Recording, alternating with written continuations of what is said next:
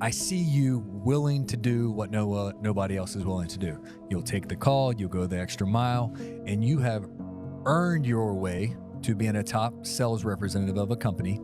But let's talk about, 25 years ago, you were packing dog food in Washington Courthouse, driving an hour each way. So how did you go from packaging dog food to providing a very good wage and career for your family? Yeah. So again, it's one of those things where it wasn't just luck. I owe it to just the providence of God, how God has placed me in different places to just to grow, not only spiritually, but to grow also as a person, and also in finances and just living life. So, I've always been, I guess, consider myself a hard worker. Was working at the dog food factory because I was at for a couple of years, I was at a telemarketing outfit, and that just got old, and it started to be, like your more pushy telemarketing type stuff, and I just wasn't comfortable with that. And so I knew a friend of mine, and his uncle was the plant manager, and we were over at his house. Said, hey, you guys want a job? We're gonna change. You guys can come work at the dog food factory.